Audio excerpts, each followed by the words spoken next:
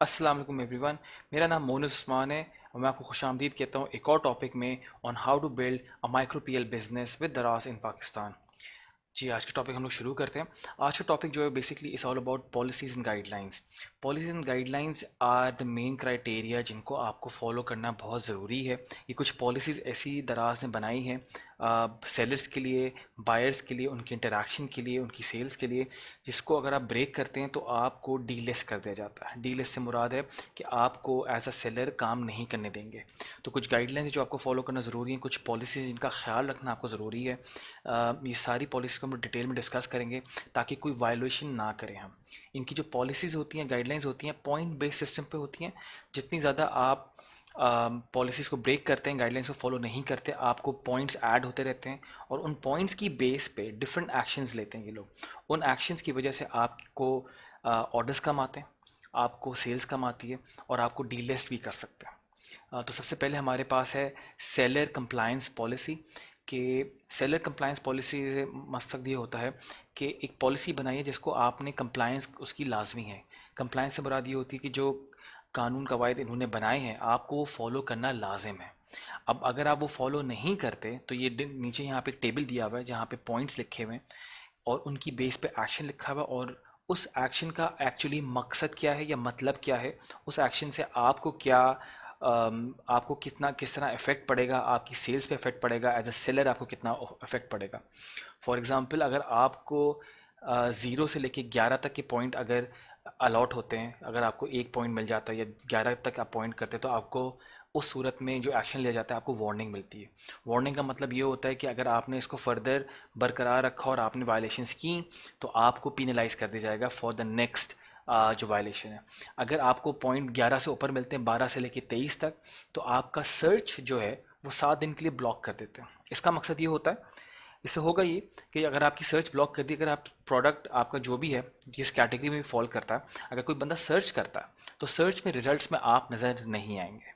जैसे मैंने आपको बताया था कि सर्च बहुत इंपॉर्टेंट है और अगर आप सर्च में नज़र नहीं आएंगे तो आपको सेल्स नहीं आती हैं।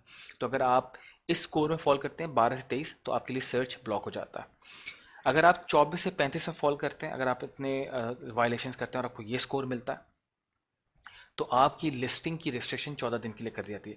अब लिस्टिंग रिस्ट्रिक्शन क्या होती है कि आप लिस्टिंग को अब नई लिस्टिंग जो है वो आप अपलोड नहीं कर सकते, आपके प्रोडक्ट्स जो हैं वो लिस्टिंग पे नज़र नहीं आएंगे। आप 14 दिन तक के लिए आप लिस्टिंग क्रिएट नहीं कर सकते, नए प्रोडक्ट्स ऐड नहीं कर सकते। साथ साथ आपको सर्च जब पहले 7 दिन के लिए क्या था, अब आपको 14 दिन के लिए फर्दर सर्च पे ब्लॉक कर देंगे। तो पहले तो आप नई लिस्टिंग नहीं लगा सकते, दूसरा आप 14 दिन के लिए सर्च पे जो भी आपको सर्च करेगा आपके प्रोडक्ट्स रिजल्ट्स में टॉप पर नहीं आएंगे। अगर आप फिर वायलेशन करते हैं और 36 से लेके 47 तक के स्कोर में आते हैं, पॉइंट्स ले लेते हैं, तो आपके प्रोडक्ट्स को ऑफलाइन कर देते हैं। प्रोडक्ट्स ऑफलाइन का मतलब तो जो आपके प्रोडक्ट्स हैं उनको हम लोग दराज जो है वो परमानेंटली हटा देता है और आप नए प्रोडक्ट्स नहीं लगा सकते अनदर 14 डेज़ के लिए। तो जो आपके करंट प्रोडक्ट्स हैं वो तो डिस्क्वालीफाई, उसके बाद जो नए प्रोडक्ट्स आप लगाना चाह रहे हैं वो 14 डेज़ के लिए आप नहीं लगा सकते। अगर आप 47 से ऊपर चले जाते हैं which is 48 and above, that is their limit. जो इनका स्केल सिस्टम है 48 पॉइंट स्केल सिस्टम है, 48 पे आती है आपको परमानेंट अकाउंट डीएक्टिवेशन की कर दी जाती है। इसका मतलब ये है कि परमानेंटली आपका अकाउंट बंद। अब आप ना फर्दर सेल्स कर सकते हैं ना नया अकाउंट खोल सकते हैं। आपका जो शनाख्ती कार्ड इनिशियली लेते हैं, आपकी जो अकाउंट डिटेल्स लेते हैं वो सब ब्लॉक इनकी ब्लॉक लिस्ट में चली जाती है और आपको फर्दर अलाउड नहीं होता to continue as a seller in any case. अब ये देख लेते हैं कि डिफरेंट पॉलिसीज़ क्या है जिसके तहत आपको पॉइंट्स मिलते हैं। तो ये है पॉइंट्स के बेस पे क्या एक्शन लिया जाएगा। अब अगर आप क्या क्या पॉलिसीज़ ब्रेक करते हैं या किस तरह की पॉलिसीज़ हैं जिनको अगर आप नहीं फॉलो करते तो आपको ये पॉइंट्स मिलते हैं। तो सबसे पहले जो हमारे पास आता है वो है product guideline policy. Product guideline policy का मतलब ये है जब आप प्रोडक्ट अपलोड कर रहे होते हैं तो क्या गाइडलाइंस आपको फॉलो करनी है। अगर आपने प्रोहिबिटेड प्रोडक्ट्स में प्रोडक्ट अपलोड किया है तो आपको 48 तक पॉइंट्स मिल सकते हैं और 48 पॉइंट्स का मतलब ये होगा कि आपका प्रोडक्ट जो है लॉक हो जाएगा। जैसे हम लोगों ने पहले बात की, सर्च का भी इफेक्ट पड़ेगा, लिस्टिंग का भी इफेक्ट पड़ेगा और परमानेंट डिस्क्लोजर भी हो सकता है आपके अकाउंट का। प्रोहिबिटेड प्रोडक्ट्स वो होते हैं जो कि लीगली तौर पे मना है बेचना और अगर आप वो अपलोड कर देते हैं तो आपको कंप्लीटली पीनलाइज कर देते हैं। दूसरा आता है counterfeit product. Counterfeit product is basically जाली प्रोडक्ट्स, जाली ब्रांड्स के प्रोडक्ट, जिसमें आप प्रोडक्ट का किसी और ब्रांड को अपने ब्रांड के नाम से बेचना, तो वो काउंटरफीट में आता है। अगर आप वो करते हैं तो आपको 6 पॉइंट्स मिलते हैं और प्रोडक्ट को लॉक कर दिया जाता है। प्रोडक्ट विद कॉन्टैक्ट इन्फॉर्मेशन, आप हरगिज़ में अपने प्रोडक्ट में जो आपकी लिस्टिंग होती है उसकी डिस्क्रिप्शन में अपना कॉन्टैक्ट डिटेल्स नहीं डाल सकते। आप अपना फ़ोन नंबर नहीं डाल सकते, अपना नाम नहीं डाल सकते, अपनी ईमेल नहीं डाल सकते, कोई भी कॉन्टैक्ट करने का तरीका नहीं डाल सकते। अगर आप वो डालते हैं और दराज उसको आइडेंटिफाई कर लेता है तो उनका सिस्टम आपको 4 पॉइंट देता है। 4 पॉइंट की बेस पे आपका प्रोडक्ट जो है वो डीएक्टिवेट कर देता है, वो प्रोडक्ट आपका निकाल दिया जाता है। इनकरेक्टली टैग प्रोडक्ट कैटेगरीज, अगर आपने एक्स कैटेगरी में काम करें और आपने उसकी जो टैगिंग है वो वाई कैटेगरी में कर दी है, तो आपको अगेन 3 पॉइंट्स मिलते हैं और आपका प्रोडक्ट लॉक कर दिया जाता है। फिर आता है मिसलीडिंग प्रोडक्ट। अब मिसलीडिंग प्रोडक्ट से मुराद ये है कि आप बेच कुछ रहे हैं लेकिन आप मिसलीड कर रहे हैं बाय सेइंग समथिंग एल्स। आप दिखा कुछ रहे हैं इमेजेस में और जब वो प्रोडक्ट रिसीव होता है तो वो कुछ और है।